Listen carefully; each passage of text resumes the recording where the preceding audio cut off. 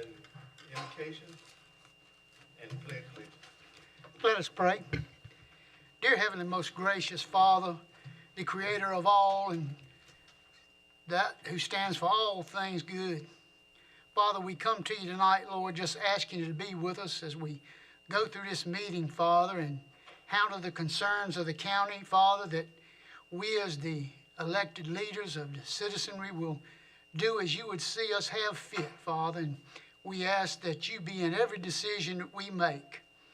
Father, and as things go on in our world, I just ask you to be a presence in them, Father, and if you would let people know to bow to your ways and to follow you. Father, we ask you now as we go through this meeting, once again, to be with us, strengthen us and guide us in all we say and do, so that all that we say and do may be pleasing unto thee. We ask these things in thy name, Jesus. Amen.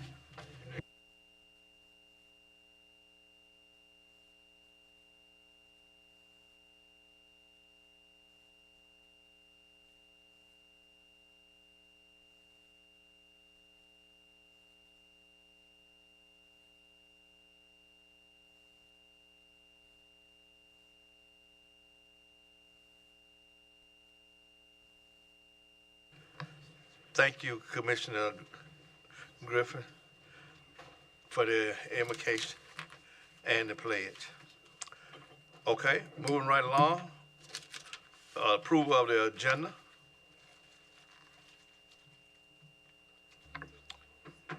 Mr. Chair.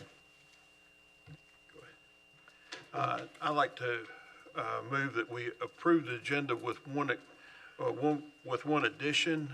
Item 3, we need to add the resolution to go along with the approval. I second. It has been moved and proper second that we approve the agenda with the one addition of the resolution.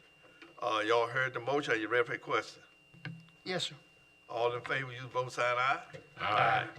All opposed have the same rights. Ayes have it. Stand approved. Okay. Moving on to consent agenda. Mr. Chairman, I'll move that we approve the consent agenda as presented. I second. It is motion and proper second that we approve the consent agenda as presented. Are there any questions or comments? All in favor, use both sign aye. Aye. And they have the same rights. Ayes have it. Stand approved. Floor now open for public comments. Madam Clerk, do we have anyone for public comments? Yes, 2 people signed up for public comment. The first person is Jacob Moore. And while I see it's coming, we have 3 minutes. And at the end of your 3 minutes, the Madam Clerk will let you know. Thank you, Chairman. Thank you, Cut your light. My apologies. Thank you, Mr. Chairman, fellow board members. Oh, excuse me, y'all board members. I'm not fellow with y'all. But anyway, so let me cut right to the chase. Just a few names I'd like to list for you.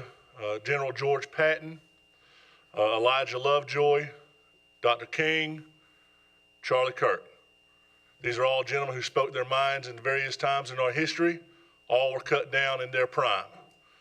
Now we are in a time where it is a lot of struggle going on, not only in our nation, our state, but our community. I just want to remind everybody that we are all a community. You can't spell that without unity. And just know that President Nixon once said that the finest steel has to go through the hottest fires. And it seems that right now we are in a time where there's lots of fire, but we will get through this. We will persevere, we will work on, we will strive, and we will keep on carrying on. I don't mean to take up any more of your time, just to let you know again, free speech is out there. No one is trying to silence it more than what they are. Everyone has the right to speak their mind. Everyone has the right to be heard. And that's just all I'm going to say. Thank you, gentlemen.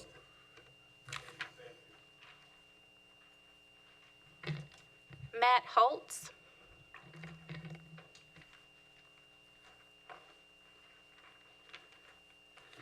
Hello there. First time here. My name is Matt Holtz. I live on 3103 Brassfield Road in Creedmoor. I'm a semi-retired IT engineer, licensed falconer, and raptor breeder. Just want to give you guys some feedback about the change you're looking to do with the land development code to expand the disturbance from a half acre to an acre. I think it's great. The one ask that I would have with this is, having gone through this process, to have to request a stormwater plan. You're looking at me like I'm talking French here.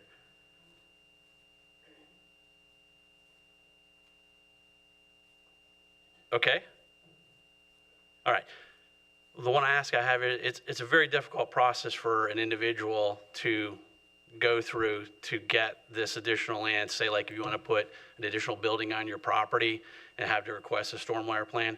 If you could do anything to expand the information that you have on your website in the county about how they need to request a stormwater plan, who they can request it from, and how they do it, I would really appreciate it. That's it. Thank you.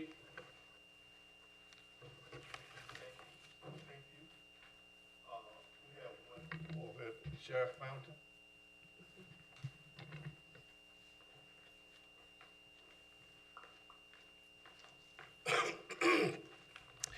Good evening. First, giving honor to God, the author and finisher of who we are as a people. I just wanted to bring to your attention, on Thursday night, we'll be holding a first responder night of healing at the Stovall Senior Center. It's for all first responders that came to the shooting and homicide in Stovall.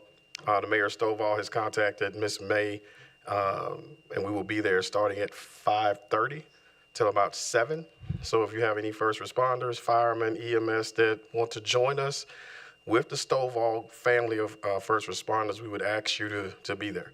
Commissioner, it's in your district. If you could, if you can, would you be there with us? We're going to have our chaplains. We're going to have Enon Baptist Roads men's group will be there to help fellowship with these individuals, just to offer them some support, because EMS is kind of struggling with some of the stuff that happened because of the close-knit family of that community. And then on Saturday, hopefully, we will have BAM here, Becoming a Man, for middle school and high school kids. We have about 60 people signed up already, high school and middle school young boys. So if you can, if you will, the parents will be bringing them over on Saturday morning at 10. And we're just going to keep empowering these young people to change, to do something different, to be the next leaders that we look for, right? So thank you for your time, and hope to see you Thursday or Saturday.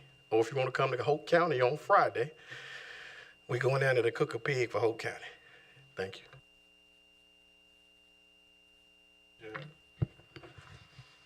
Okay. Moving right along to planning matter. We got to have a legislative hearing. And we're gonna ask Mr. Baker, would he come forward? First, I'd like to open this. We're now open.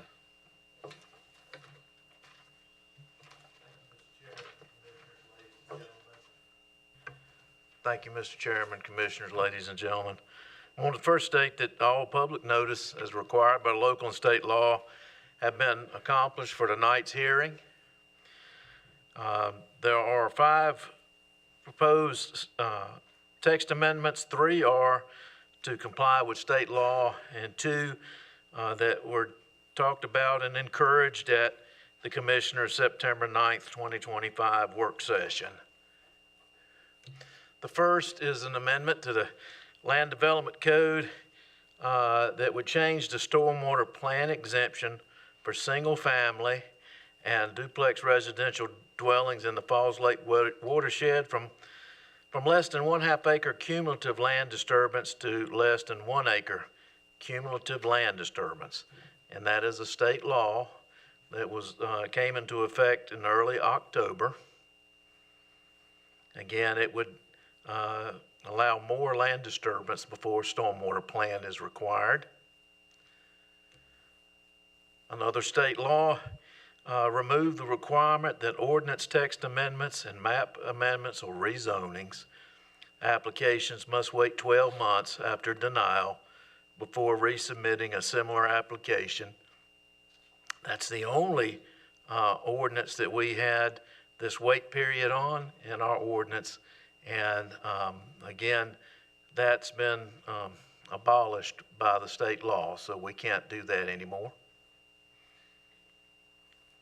And then the third state law really is to clarify language in the vested rights section to mirror the requirements of state law regarding major and minor special use vested rights, and clarify that a vested right attained by a permit or other land development approval shall not preclude the existence of any other vested right or use by right attached to a property. And again, this was also a state law change. The text in the proposed amendment is verbatim from the state law. The fourth amendment is an amendment that would change the threshold for preparing traffic impact analysis for new developments from 80 or more dwelling units, that's the existing standard in the ordinance, to 50 or more dwelling units. This was strongly encouraged by the commissioners at y'all's September 9th work session.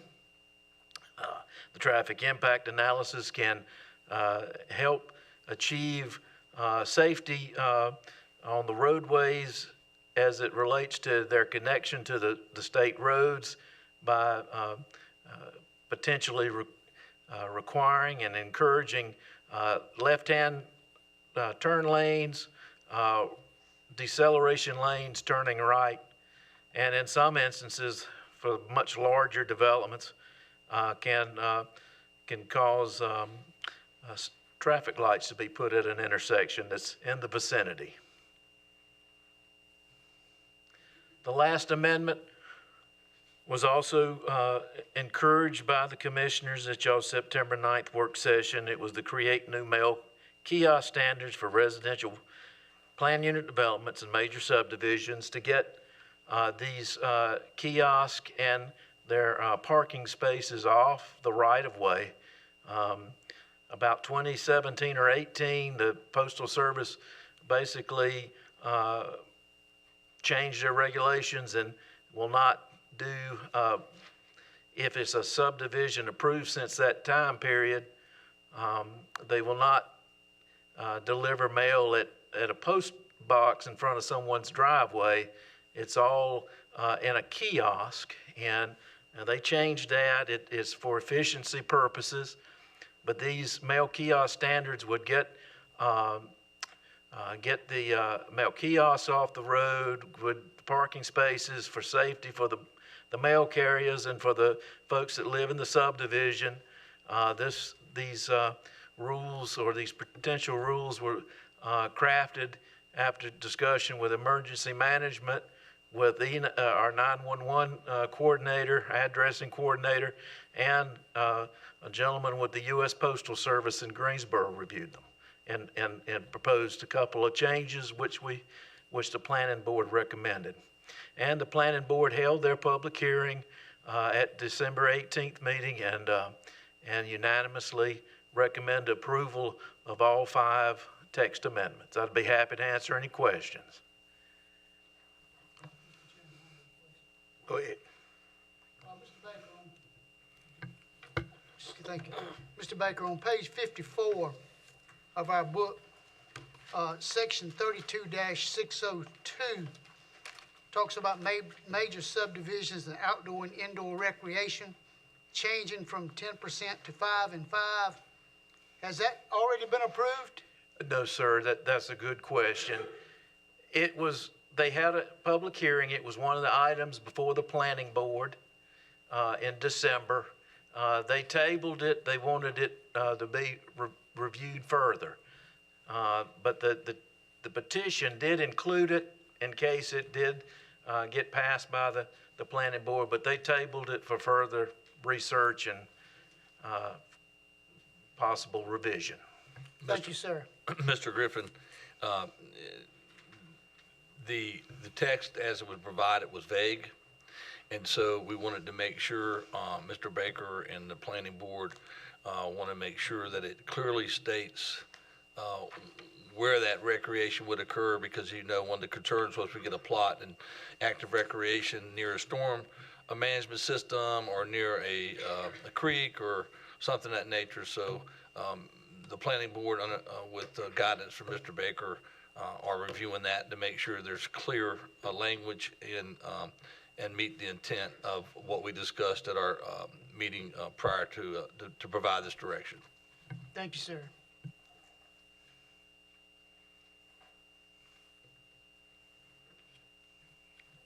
Anyone else have any questions? Yes, I have one. Go ahead. Mr. Baker, am I reading something wrong here, or the way I read this, if a person has an acre of land, they can disturb an acre. If they have 10 acres, they can disturb an acre. Correct. Is that how it's supposed to be, or? Well, it's cumulative, meaning if it used to be a half acre, and it's from the adoption of the Falls Lake rules in Granville, which was June 4th, 2012. Yeah. We keep track of it. And so if someone it doesn't allow someone to do 0.49 acres 3 years ago, come in and do 0.49. With this change, it's cumulative to 0.99 acres. That's a good question. I had a question from someone today about the proportionality. If you've got 2 acres, it used to be a half acre, now it's an acre.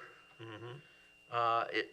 The same threshold exists no matter the size of the tract. Okay. And that's the mandate of the state. Okay. I just wanted to get some clarification on it, because it didn't seem quite logical to me that if you have an acre, say for instance, you got an acre and a quarter, and you can disturb an acre of that. But if you got 10 acres, you can only disturb 1 acre. Or if you got 5 acres, 1 acre. If you got 100 acres, 1 acre. But that's the way the state wrote it. Yes, sir. Okay, I just wanted to get some clarification that we have to enforce that, but that's a state rule, not ours. That's right. Well, Yes, sir. it's ours to enforce. Right. Okay, thank you.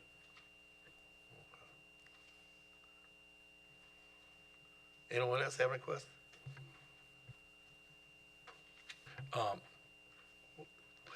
Don't have a question. Since you're in the vein of what the public comment was, maybe after this matter is resolved, we could address that. I'd like to address that matter after this matter is resolved. Okay. All right. Do we have anyone from the public comments? Madam Chair? No one has signed up for public comments.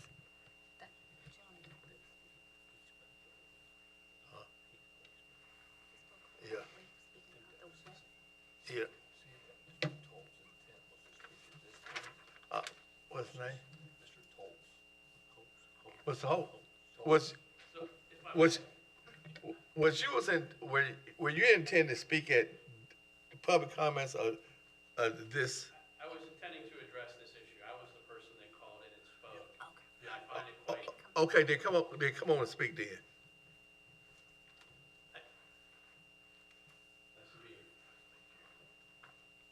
My situation was, and it's interesting that you asked the same question of the situation I was in. I own 16 acres of land. What I was told was I couldn't build anything beyond the half acres of disturbance that I was allowed. And I got into a lengthy conversation. The man I spoke to was John Hughesman from the state. I went back and verified my email. It didn't make sense to me that if I had 100 acres of land that I would only allowed to disturb a half an acre versus if I had 1 acre of land. Now, eventually, I got to solve this problem solved by getting a stormwater plan, but it seems to me like there should be some allowance or provision within the regulation or the ordinance that says, if I purchase 1,000 acres of land, to only allow me a half acres of disturbance doesn't seem fair compared to a person who purchases 1 acre. Or if I could somehow divide that property up, so say I took 100 acres and I divided it up into 10-acre sections, so I would have 10. If I understand this right, if I completed my stormwater plan, then I would be allowed to have 10 half acres or 5 acres. So it just seems odd that there's this cap limit without any clarification or allowance for the size of the property that it's on. Does that help? And I think that's what you were asking as well.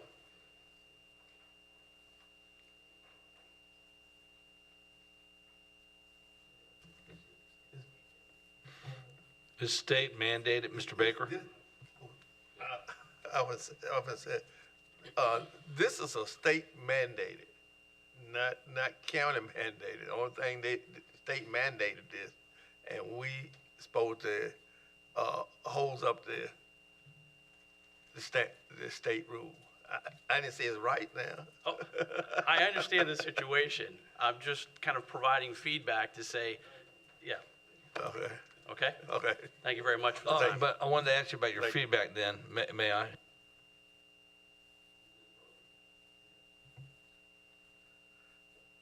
Okay, let me move into discussion. Okay. And then we can discuss it. Hold it right there. All right.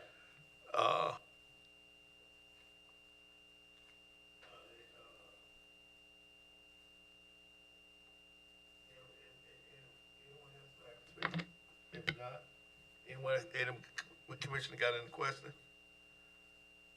If not, can I get a motion to close the hearing? Can I get a motion to close the hearing, and then we'll go into the discussion? Mr. Chairman, I'll offer a motion to close the public comment, the public hearing. Second motion. It has been moved and properly second that we close the hearing. All in favor, use voting sign aye. Aye. All opposed? The public hearing is closed. Do the board have any questions?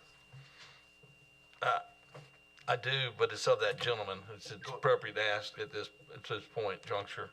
It's a public hearing, it's closed, but I want to ask, what specifically, how would you like to see it explained other than what's been explained to you? I think once I know how it works now, so this is in part because I'm just a common person trying to understand county ordinances. Once I understood what needed to be done, it was fairly straightforward. But what would have been nice from, like, if I were to go to the webpage and say, hey, I want to expand, I want to add buildings to my property. How do I do this? It would be nice to say, hey, you need to get a stormwater plan. This is how you get a stormwater plan. I was eventually provided a list of people who could generate that stormwater plan for me, and then how I submit it. If anything you can do to add to that website to say, this is what you would do, because I can't believe I'm the first guy that's A going to process this process. problem. What's that? You're looking for a written process. Exactly. Just kind of a step-by-step on the process. website, so you could go to it and you could follow it, still meeting the requirements, but at least you would know the process. Exactly. Okay. Okay? Okay, we understand. All right. Thank you very much for the opportunity to speak here. Thank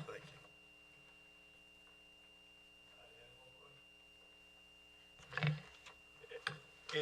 It seems to me like this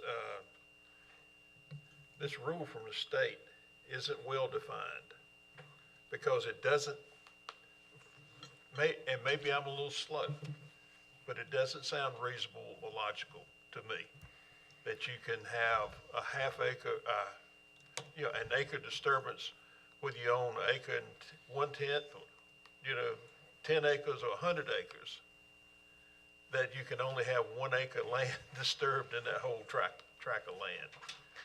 And it kind of boggles my mind.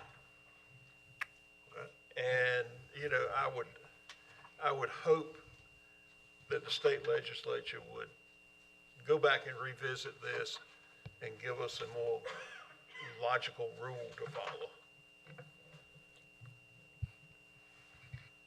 Okay.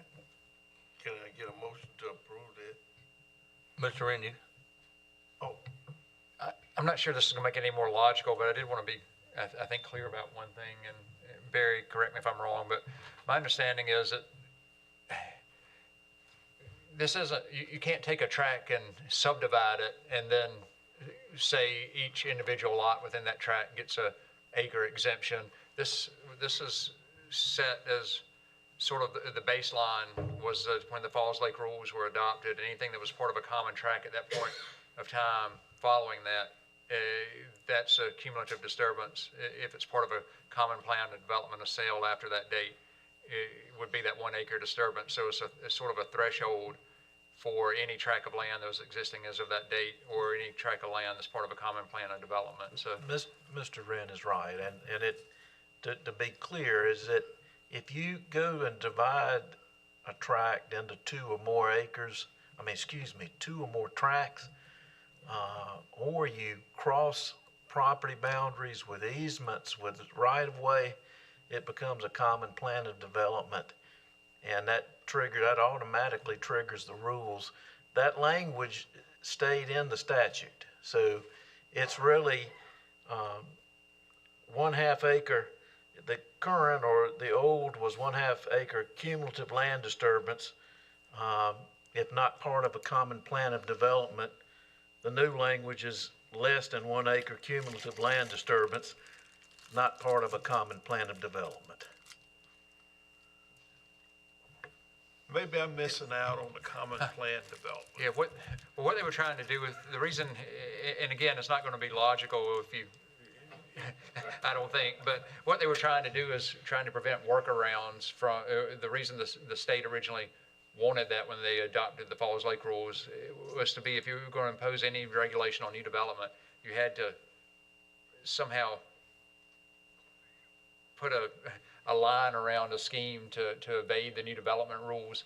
And what they put it at 1/2 acre, which was such a small amount of land disturbance. If somebody had an existing 30-acre parcel and wanted to clear a yard, it automatically triggered the need for a stormwater plan and that type of thing.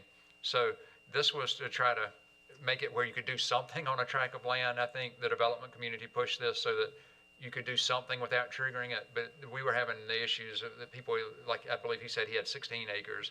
If you were just putting in a driveway and clearing a yard, you are automatically just basically getting over that 1/2 acre threshold. So this wasn't intended, so far as I understand it, to open up the whole regulatory scheme, which requires strict requirements around nitrogen and phosphorus control for new development. It was meant to make it where it was a workable exemption at all, because as it was, you couldn't do a driveway and do a yard without automatically triggering the stormwater plan review.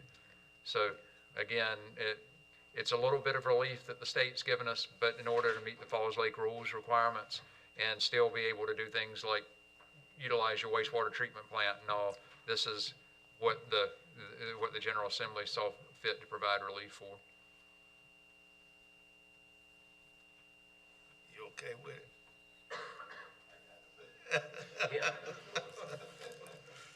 Okay. Okay. Can I get a motion to accept the code text amendment? Mr. Chairman, I move that we approve the fire recommendations along with the adoption of the consistency statement. I second that.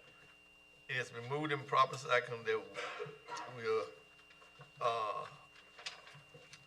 approve the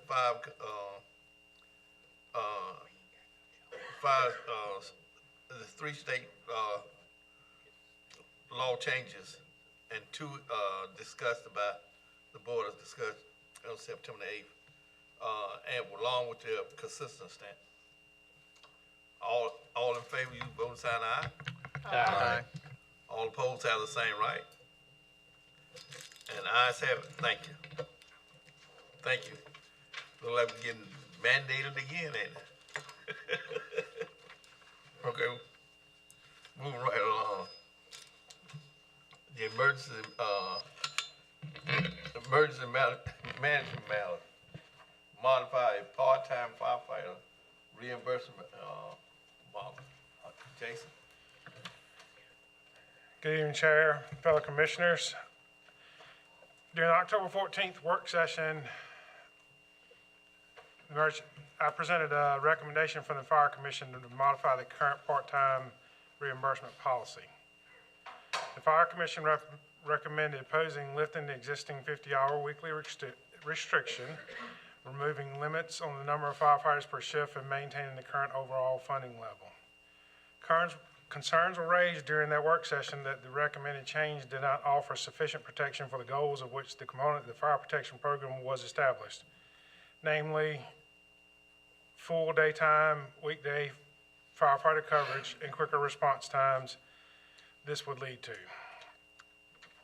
At that meeting, I was asked to develop a revised recommendation that offered additional flexibility while maintaining coverage and response time metrics.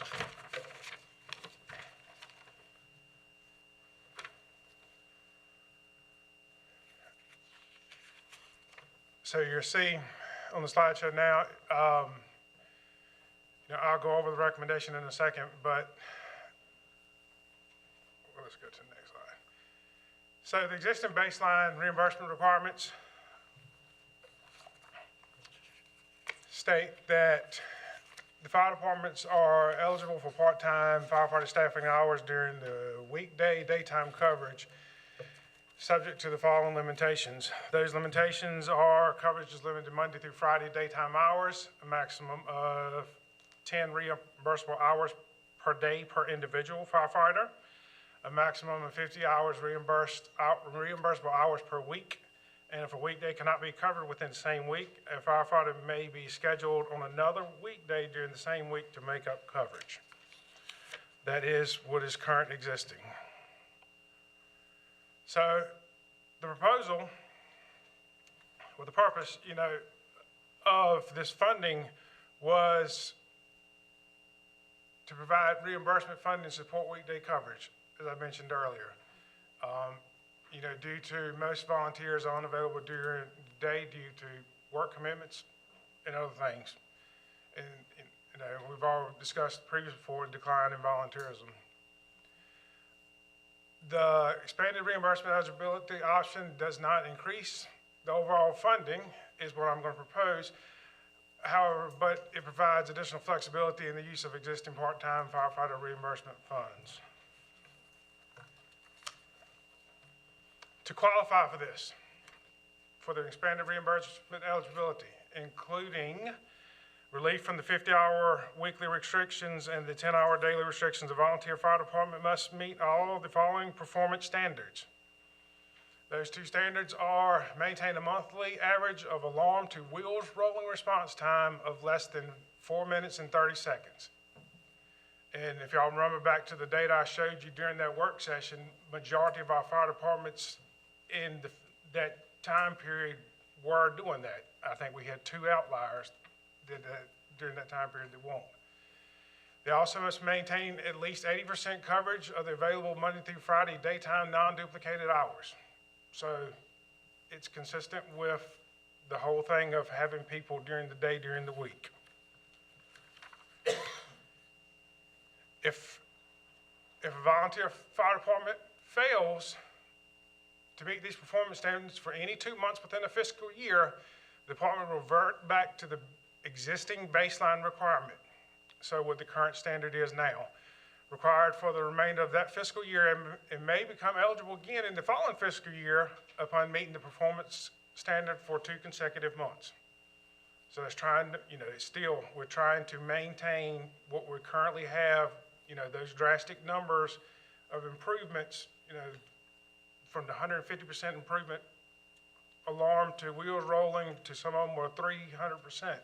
That's what we're trying to maintain. And reimbursement for those hours under the expanded reimbursement eligibility often shall be paid using unused part-time firefighter reimbursement funds from earlier months within that same fiscal year. So I do want to make this clear, this does not stop a volunteer fire department from having more people than what this reimbursement will reimburse the fire department for. They can work as many as they want, just some of that funds will will come out of their enhancement funds or other funds the fire department has. This is just note what is reimbursement eligible by the county.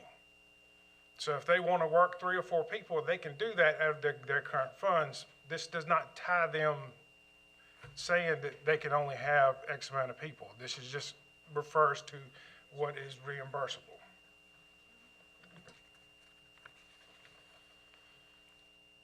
Monitoring and administration. So reimbursement for the hours worked under the expanded reimbursement eligibility option shall be paid using existing appropriated funds, which we talked about earlier, including the unused part-time funds. So I just want to make clear that it's not asking for no more money. It's just money that's left over from previous months where they didn't have coverage throughout the year. Detailed timesheets showing the exact hours worked must be submitted for a volunteer fire department to qualify for these expanded reimbursement precipitation also. So we need to know the hours where the person is actually there. Availability of unused funds for the expanded reimbursement eligibility shall be calculated on a monthly basis based on funds remaining from the prior months, as we said, the Granville County reserves the right to audit these records at any time. And, to be clear, I want to, these numbers will be based off of 911 data that the 911 director will provide to me.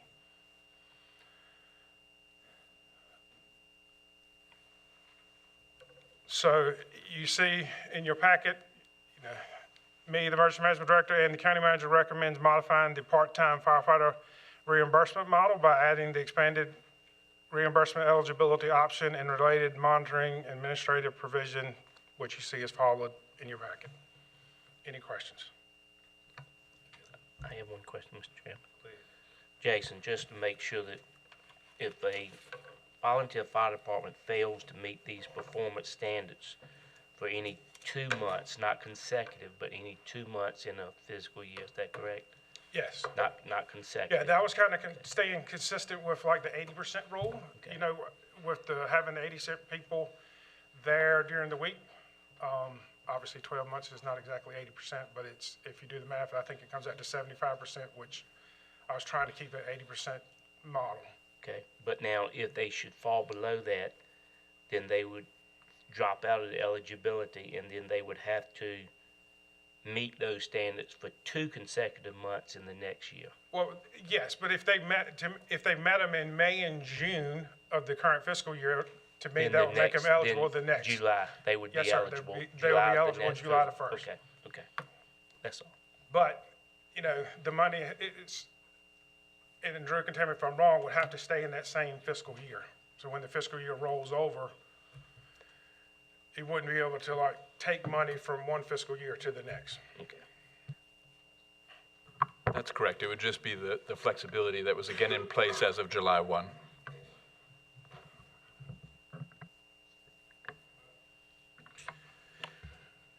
Mr.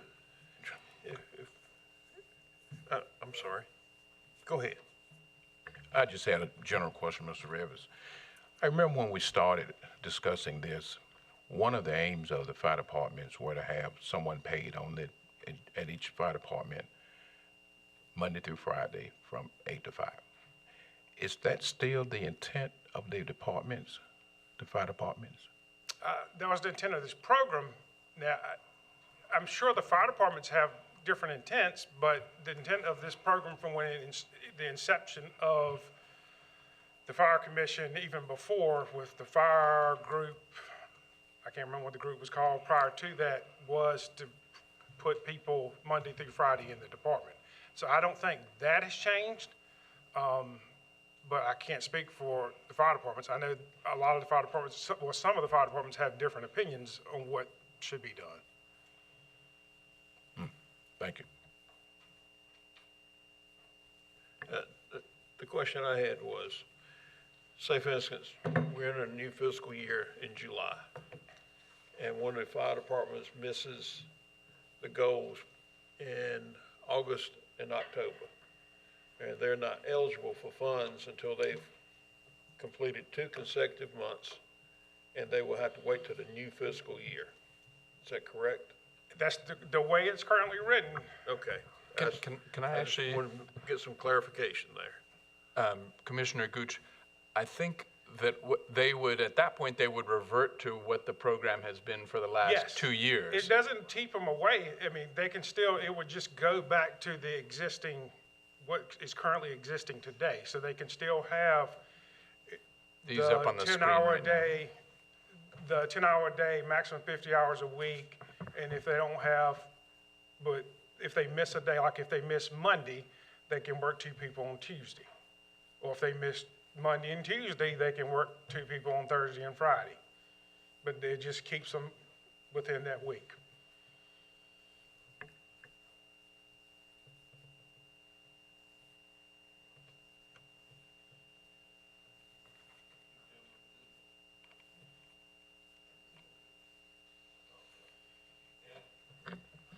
Anyone else have any questions? Anyone else have? Anybody else have any? I have a comment. In that case, then, the citizens really aren't getting what their tax money is paying for. Is that correct? By having somebody in the fire station those Mondays and Tuesdays? I mean, they're getting, are you talking about allowing 2 people per day? Is that what you're referring to? Just so I just want to make sure I'm clear. No, you said if somebody wasn't there Monday or Tuesday, they could make up the days Wednesday or Thursday or Friday. What I'm concerned about is there's nobody there on Mondays and Tuesdays? I mean, there are days where the fire department does not have staffing appropriate to cover every day. But that is what's currently existing now.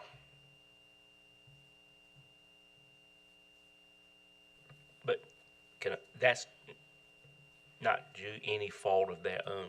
That's because of not having people able to get hired or be able to have them in there, or?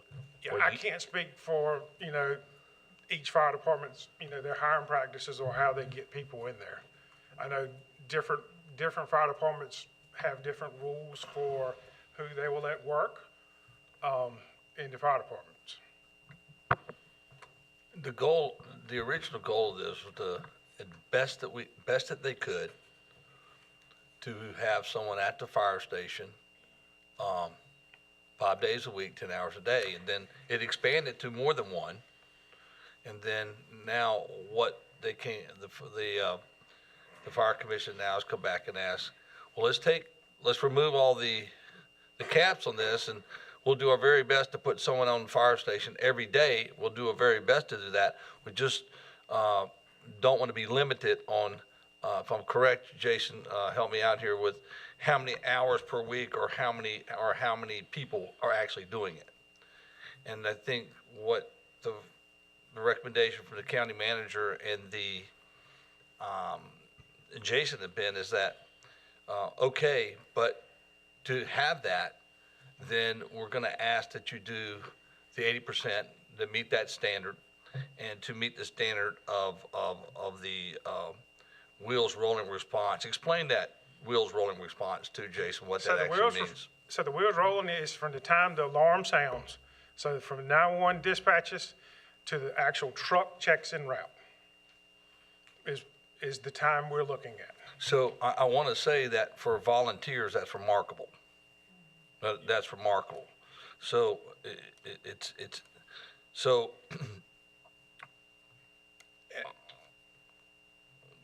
did I actually give the history of that correctly? Yeah, so the time, and going back to the times that I presented y'all, I mean, the lowest time improvement during that time period was 156%.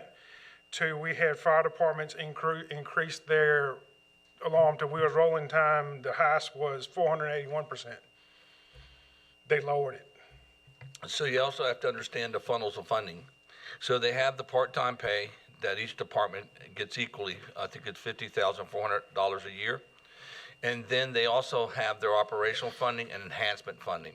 Operational funding is also across the board the same. Enhancement funding is not.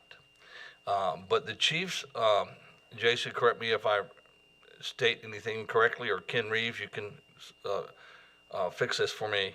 The chief set the rate of pay, and they make determinations on who fills those positions. Is that correct? That is correct. The chief determines, the original rate of pay was determined by the chiefs in a Fire Chiefs Association meeting, and the qualifications for each different pay bracket. And with that said, doesn't mean though, and I'm not aware of any prohibition, that if a fire department wanted to pay more, or they wanted to provide more funding for that, then they have, other than the $50,400, they also have operational funding and or enhancement funding to go toward that. So there's opportunities there. And again, the Fire Commission is working on the upcoming budget, and we've not got any proposals on what that will actually be from the commission itself. And but again, that's how that was the original intent, and I truly believe that every fire chief wants someone at the station every day, and they want the opportunity to have more than one person. Because I will be the first to tell you that it's absolutely safer, and they want to fulfill that 10 hours a day, Monday through Friday. But it's difficult because volunteers, most of them don't work right around the corner anymore. So. Commissioner May, you indicated what I was getting at, and it seems like from your comments that is their desire. There might be challenges with them finding people, but that's their desire to have someone every day.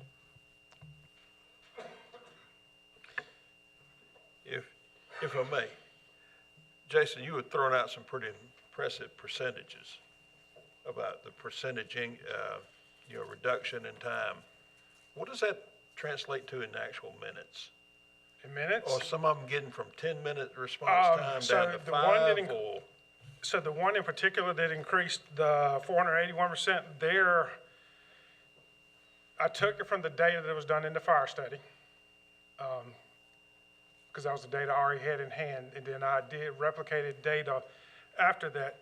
So that department went from average alarm to wheels rolling from 11 minutes and 19 seconds to 2 minutes and 21 seconds. Oh, wow, that is.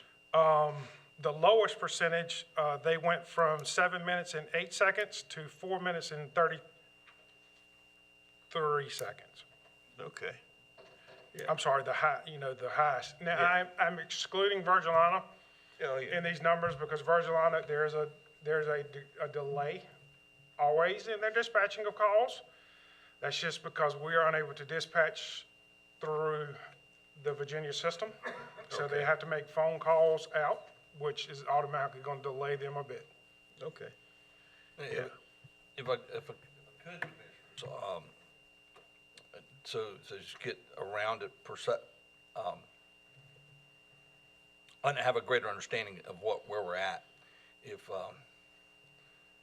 Jason, if you could provide any statistical data in regards to, from a funding perspective, what is the percentage increases that have occurred for our fire for these volunteer fire stations? Are you talking about like total money paid out to the fire departments? Right. What the percentage? I was working on that the other day. I think the lowest department, I calculated it from fiscal year 16-17 to last fiscal year, so I could have exactly what we paid out completely. And the lowest department had increases of, I think it was 299 point something percent increase in funding since fiscal year 16-17. And what was the highest percentage? The highest was Brassfield. Theirs was, what was it? No, the increase in funding. It should have been, it was 500 and some percent. So the point is that the volunteer fire service through the fire tax are receiving substantial more funding than what they were receiving under the system prior to the fire tax. Correct.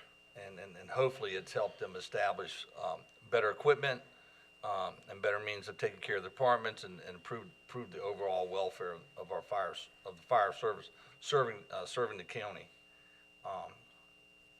do you, in addition, and this is stuff that came up in the fire commission meeting the other night, I think it's relative to what we're talking about.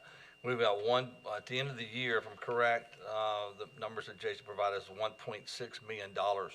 That's in the fire tax fund. And of course, as you know, this board is going to have to make some decisions, and I hope this board will move quicker on those decisions. I don't mean it in that way, but we get into a deliberative process where we're starting moving it down the road quicker, because with $1.6 million, we have some areas north and south that are currently not being covered by the means in which they need to be covered, and they're paying fire tax. So that needs to be understood, that money's not there just to be consumed. We have to have a means, and so one last comment on that is that also that in the contract negotiations that we have with the volunteer fire departments, was that at the time they did not want a capital.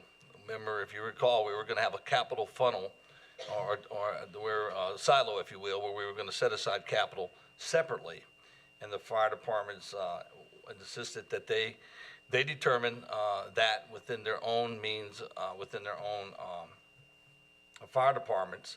So the contract reads enhancement / capital. And so we are hoping and anticipate that each of the fire departments are in fact setting aside capital each year as well. So, and so I'm hoping there's sufficient funding to do all the things we talk about, but there is a real need to be able to be really good stewards about what we have in the fire tax fund balance, because we really have to look toward the future, and we cannot view this as this has got to be viewed as a county-wide issue, not just looking at the individual fire departments. So the 1.6 million is what's going to be estimated at the end of this current fiscal year. And, Mr. Chair, if I may, my understanding when we put the fire tax in, we recognized that a good portion, probably all of our volunteer fire departments, was undermanned, underpaid, underfunded rather. They had equipment needs. They had needs beyond what they could do fundraisers for. So this was designed to help them get their equipment up to date, up to snuff. But also we recognize that we're taxing people throughout the county that are not in the service areas of a lot of these volunteer fire departments. So the goal there was that we build a strong balance fund so we could work with the individual volunteer fire departments to build substations that would extend their coverage area and help cover these citizens that are paying fire tax and not getting the same service that their neighbors down the road are getting. For instance, I think Chair Jay, you have spoke about some uncovered areas in Oak Hill, and the goal is to get to help these fire departments build substations that will help cover those gaps. Ms. Baird, if any of the information we provided is consistent with what you know as far as the fund balance and so forth? Okay. I just want to make sure I'm providing the most accurate information, so, okay, thank you. Mr. Gooch, you're right. I'm one in the area that is not covered up. Anyone else have any questions? Okay. All right. Can I get a motion to accept the recommendation coming from emergency management and the county manager? I make a motion to accept the modification of part-time firefighter reimbursement as per emergency management director Jason Rivas, and the county manager. Second motion, Mr. Chairman. It has been moved and proper second that we accept the modification of a part-time firefighter coming from, reimbursement model, coming from, county manager and Jason. All in favor, use the voting sign aye. Aye. All opposed have the same right. Ayes have it, stand approved. Thank All you. right, thank you, Commissioners. Thank you, Jason. Okay. Move right along to appointments. Okay, emergencies, I think the first one is Emergency Service Advisory Committee. I think we have a slate, if you look on page 6 to 8. And we need to just make a motion on the whole slate. Mr. Chairman, I'll make a motion that we approve the slate as presented to us. I second. It has been moved and proper second that we accept the slate as presented to us. All in favor, use the voting sign aye. Aye. All Mr. opposed? Chairman, if I may make a comment before we vote, Okay. I would encourage emergency management at the direction of this board to reach out to the sheriff's department and let him know that we've been missing his member. And that would be really nice if the Emergency Services Advisory Committee had a full slate of those who are on that list. Sorry to interrupt it. And, Mr. Chair, if I may, I have one other comment, and that is Adam McConnell. If we could, like to remove interim from his title, because he is the CEO of Granville Hospitals now. Oh, No longer the interim. okay.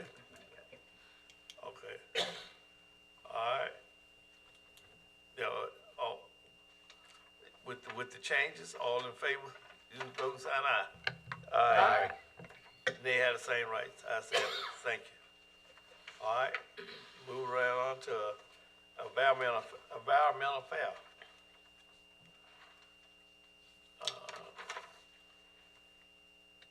Commissioner Williford, will you take place? We got vacant from 1, 2, and 3, and 7.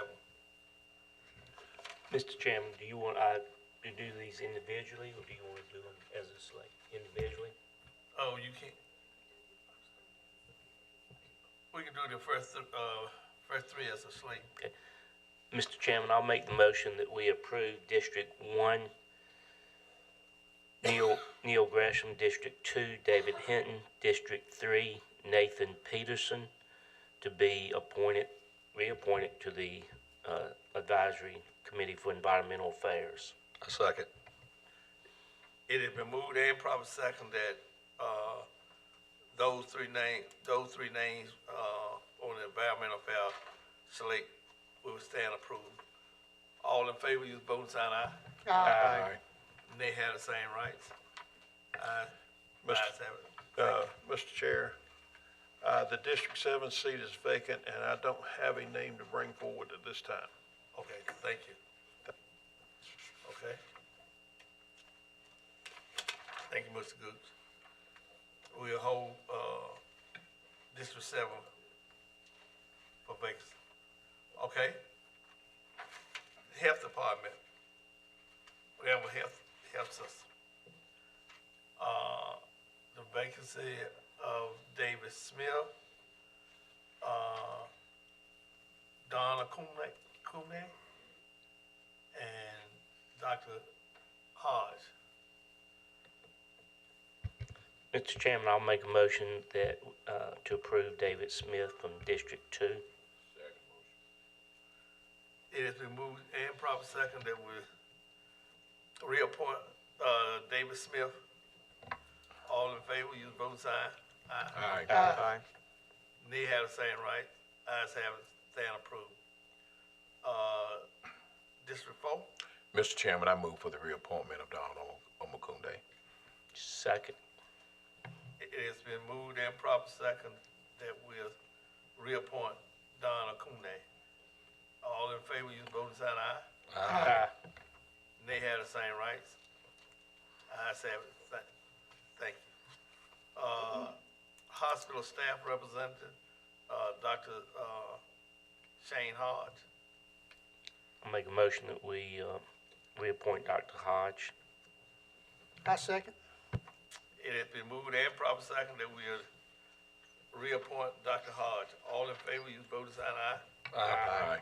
All opposed? Ayes have it. Thank you. Granville-Vance District Board of Health.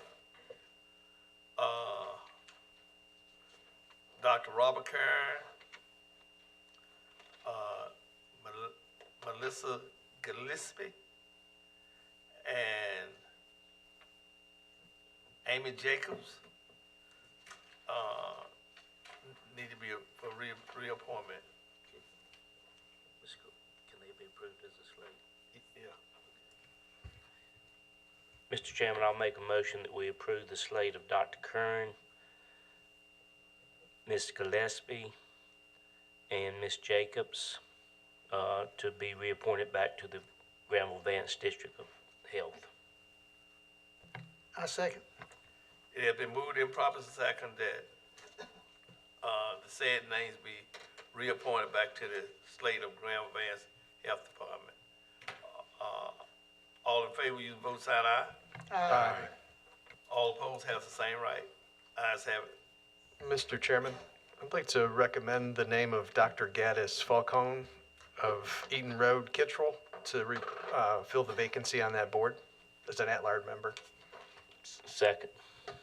It has been moved and proper second that we add the name of Dr. Falcone to at-large seat on that board. All in favor? Aye. All opposed? Ayes have it. Stand approved. Thank you. All right. Are there any other matters?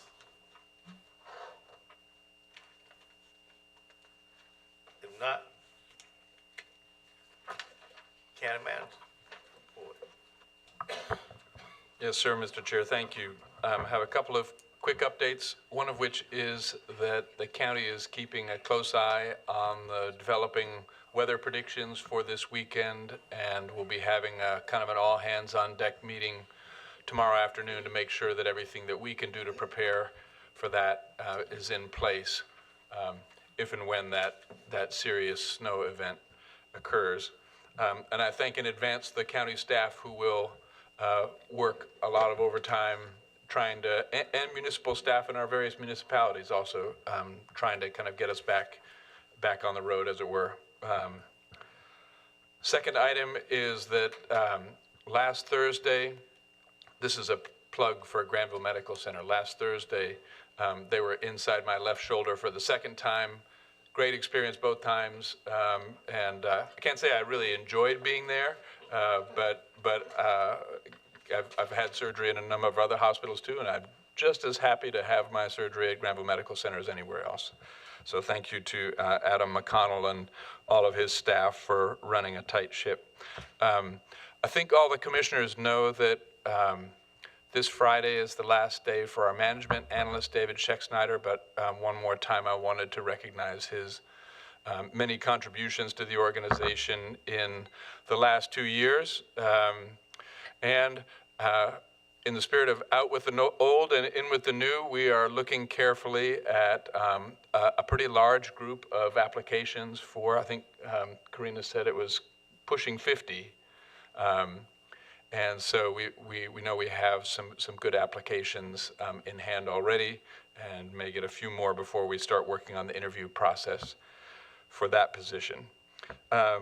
Final comment, and the sheriff alluded to this, but appreciate his work and the mayor of Stovall's work and the kind of gentle cooperation of Kathy May making our North Granville Senior Center available for the community vigil. That has been a pretty traumatic event up in that corner of the county, and it's the least we could do to make that nice new facility available for that event. So appreciate their work on that. That's all I have, Mr. Chair. Thank you. Thank you, Mr. County Manager. County Attorney report. I have a couple of matters for executive session for economic development and property acquisition.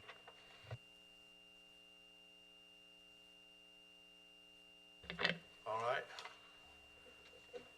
Presentation by County Board Member, Commissioner Cozart. Yes, thank you, Mr. Chairman. And just very briefly, wanted to say how much I regret that we could not have the MLK program that the Human Relations Commission of the county normally sponsors. Thankful to the Oxford Baptist Church for being willing to allow us to come. We are planning to have the students who were to read their essays come to one of our monthly meetings. So I'll try to get word out so that all of you can know about that. And I also want to thank members of our team. See one of our commission members, Jason, over there. Good to see you. And Jessica and Audrey for all the work they did to pull that together. Thank you so much. Okay. Commissioner May. Thank you, Mr. Chair. Thank you everyone for being here today. Appreciate it. Staff, I know you had a long day. I always look out there and they're still here and I'm going, they got to get up in the morning and be at work. So I want you to know that we appreciate it. We got mostly senior citizens on the board, so I don't know how many are up at 6 or 7 o'clock in the morning, but if they're up that early, they're going to bed at 6 or 7 o'clock at night. So thank you, staff. I want to acknowledge the great work that's being done at the courthouse. I got some feedback from a judge today, and it was outstanding. And the dedication that's going on by our staff over there, Scott and his team. I wanted to make sure that we give them ample notice of what's happening, County Manager. So thank you for that. Also want to acknowledge we got a joint board meeting coming up with our school board. I hope that we all come equipped to really engage in some robust discussions about our county school system. And I look forward to it. And so I know that Dr. Cozart and I, as the liaisons, we strive to work closely with the board and to move things forward for Granville County Public Schools. So, and with that, thank you very much. Commissioner May, what's the date for that joint meeting again? I think it's the 27th. I'll have to. That's correct. Yeah, it's 27th, and I think it's at 6 p.m. And it will be here. And it'll be here in the adjoining room. I found it. Thank you. Yep, thank you. Super brief. It's 20th day of January, and we've been together, 3 times already? So I think we're bringing a really strong start to the 26th year, halfway through the fiscal year, which is always exciting. Budget right around the corner. I know that there's been a lot of public discussion around the quarter-cent sales tax, and unfortunately, it looks like it's leaning in the wrong direction. But I think that folks will have their opportunity. A lot of times, we get a lot of criticism for not listening to people, and this is an outstanding opportunity for them to go to the polls and cast a ballot, and we will know 100% at the end of it where we stand as far as people being willing to take a little bit out of one pocket instead of getting it all out of another. We rely heavily on ad valorem taxes, and this is just a venue, an opportunity that the state has given counties to move a little bit of that income stream around. And if the voters decide they only want property tax holders to pay the freight, then so be it. So I'm excited to see what that brings, but just want to give that another plug that I'm fully invested in having the sales tax referendum. So thank you very much. Appreciate y'all. Commissioner Gooch. Thank you, Chair. I want to echo Commissioner Cozart's sentiments about having to cancel the MLK breakfast and celebrations yesterday, but we have to take into consideration all the citizens and the weather conditions. And let's face it, when you get to my age or above, a slip of the foot, you could break a hip, you're in the rehab center for a while. So we don't want that to happen to any of our citizens, including me. But I guess because of the weather, I've spent a little too much time reading social media, and I have been disturbed about the misinformation and disinformation that's being spread about the quarter-cent tax. People are trying to tie it to property taxes, and it's a separate issue. This is a sales tax, not everybody pays this. Property taxes, people who own property pay property taxes. And they, continue to try to bring other issues in that's unrelated to this. And it just, it's disturbing the people who speak out without having the information. They speak the mind, they speak the peace, but the information they're given is so far off base. And if you get involved and try to correct them or try to put the good information out, then you're the bad guy. So it's just the nature of the beast of social media, and it can get a little disturbing at times. And I'll get down off my soapbox now. And thank you. And we're, as Commissioner Karan said, we've had our third meeting for the month, and the month is about gone. It seems like just yesterday we were celebrating the new year, and now we're here at the 20th, and the month's practically over with. But anyway, thank you all. Thank you. Commissioner Wu? Also just have some brief comments. I would like to say that we are very fortunate. A lot of people don't realize it, but we do have a great county hospital. And we're very lucky to have that for our residents. So we need to appreciate what we have there. Cold weather is coming up. If you know people that do need help, we have services available. I think Cornerstone offers some overnight relief. So if you know somebody, please reach out and try to help. Sometimes they don't take help, but if we've tried, then that's all we can do. I was at the library today, and the Farm to Fridge program was there. I just happened to be in there, and it was a pretty good little steady traffic going in and out. So that is Ms. Tatum's doing a great job there, and I happened to see several people in and out.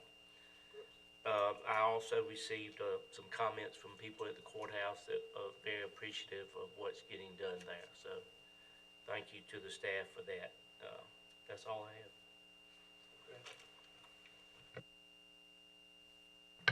Thank you, Mr. Chairman. Just mainly one thing, with the impending weather that Drew was talking about, it's all over the news, and I was just thinking, it made me think a little bit. If you take medication, in case we do have really terrible bad weather, make sure you got enough medication, prescription medication, that will last you through the bad times, so you don't have to try to get out and get that. Have you a backup plan. Have canned food, extra blankets, water for everybody in your family, a change of clothes in a bag if you have to leave home for some reason or other. Don't cook inside on charcoal or gas grills. And just please check on the elderly in our community. You may not have any elderly relatives, but surely there's somebody elderly that lives around you that nobody probably checks on, and you want to make sure that those people are safe and sound in this time of really bad weather. If nothing else but a phone call, please reach out and do that. And again, I really would be remiss if I didn't say that I too, I hate that we didn't have our MLK celebrations yesterday, but I do understand. But we still remember Dr. King and his message, regardless of whether we had time to sit down and eat together or not. And that's all I have, Mr. Chairman. Thank you. Commissioner Griffin. I'd just like to echo everything that everyone just said, especially our staff. y'all do it so diligent, stand and sit and listen to our meetings and you know you got to get up the next morning and we appreciate you. We appreciate all that y'all do. And thank y'all for coming out and listening to us. And we appreciate you. If nobody else don't say it, we say it, this board here say it. And thank you. If nothing else, can I get a motion to go into the executive session? So moved, Mr. Chairman. With a short break. Okay. I'll second. Who said second? Oh, it has been motion and proper second that we go into executive section with a short break. All in favor, use vote sign aye.